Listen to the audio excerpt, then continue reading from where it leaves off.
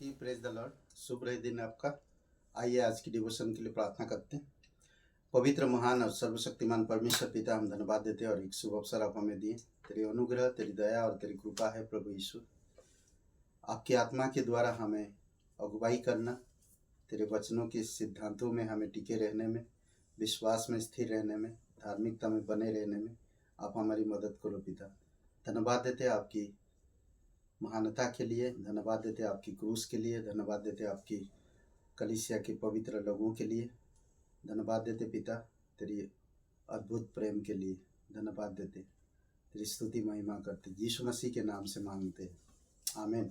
Okay, आज हम लोग जो बात करेंगे और वो है सभी बातों से धर्मी। और प्रेरितों के काम 13 अध्याय लोग 2-3 वचन पढ़ते हैं। जब सभी बातों में धर्मी, ये सुसमाचार के ऊपर है। लोग किस तरह से प्रचार करते थे और लोग किस तरह से परमेश्वर के पास आते थे, उसके लोग प्रभु यीशु मसीह के लोग। 13 अध्याय, ये पौलुस की प्रथम मिशन यात्रा में हम देख सकते, पिसिदिया के अंताकिया में वही लोग प्रचार कर रहे थे और अलग अलग गांव में जाकर वचन 39 को पढ़ने से पहले हम लोग 36 वचन पढ़ते, क्योंकि दाऊद तो परमेश्वर को ये लोगों को बता रहे हैं सुसमाचार किस तरह से हम देख सकते हैं यहाँ पर। और क्योंकि दाऊद तो परमेश्वर की इच्छा के अनुसार अपने समय में सेवा करके सो गया और अपने बाप दादों में जा मिला और सड़ भी गया, परंतु जिसको परमेश्वर ने जिलाया वह सड़ने नहीं पाया। इसीलिए हे भाइयों, तुम जान लो कि इसी के द्वारा पापों की क्षमा का सुसमाचार तुम्हें दिया जाता है। और 39 वचन में, और जिन बातों में तुम मूसा की व्यवस्था के द्वारा निर्दोष नहीं ठहर सकते थे, उन्हीं सब में हर एक विश्वास करने वाला उनके द्वारा निर्दोष ठहरता है। ये यीशु मसीह के बारे में, हम मूसा के बारे में हम सुन सकते हैं, दाऊद के बारे में। यहूदी लोग मूसा की व्यवस्था का बहुत पालन करते हैं और मूसा की व्यवस्था कभी भी हमें निर्दोष नहीं बना सकता। और वो लोग दाऊद के बारे में भी जानते हैं। दाऊद एक राजा बनकर यहूदियों में आया था, जो अद्भुत राजा था और परमेश्वर का चुना हुआ राजा था। पर दाऊद मर गया और सड़ भी गया।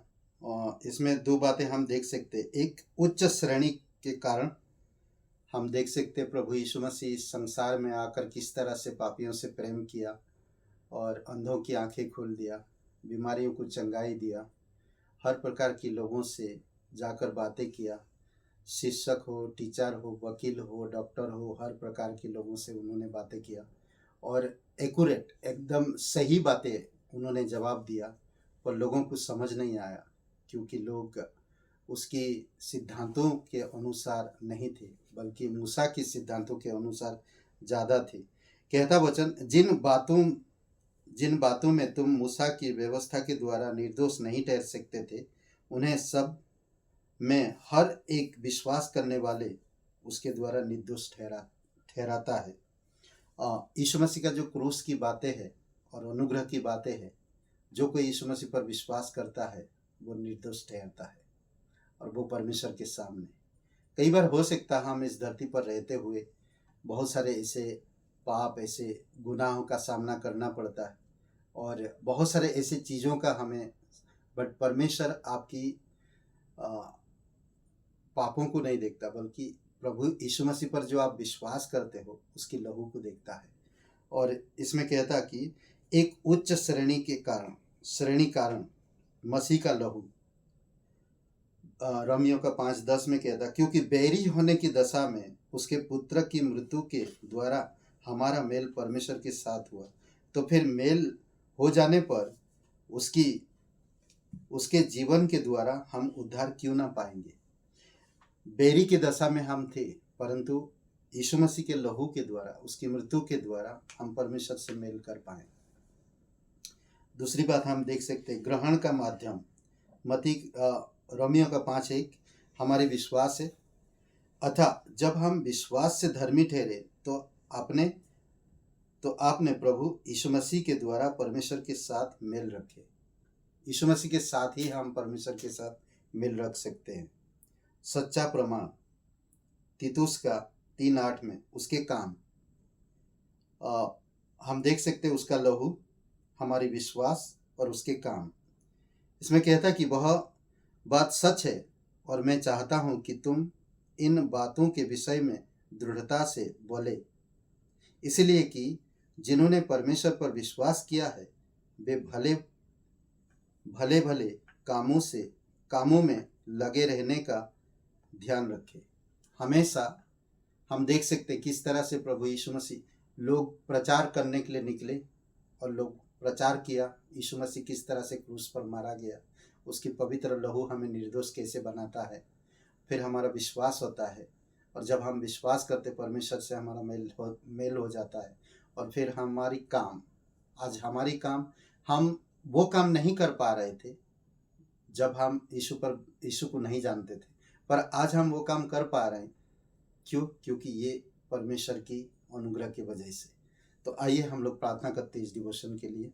तेरी दया और तेरी कृपा है प्रभु यीशु, तू सच्चा और जीवित परमेश्वर, धन्यवाद देते।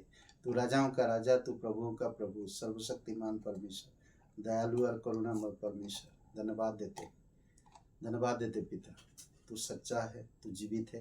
प्रत्येक भाई बहनों को अभिषेक करो और तेरे अनुग्रह में अगुवाई करो, यीशु मसीह के नाम से मांगते, आमीन। ब्रदर एंड सिस्टर, सबको जय मसीह की शुभ दिन, आपका बहुत बहुत धन्यवाद।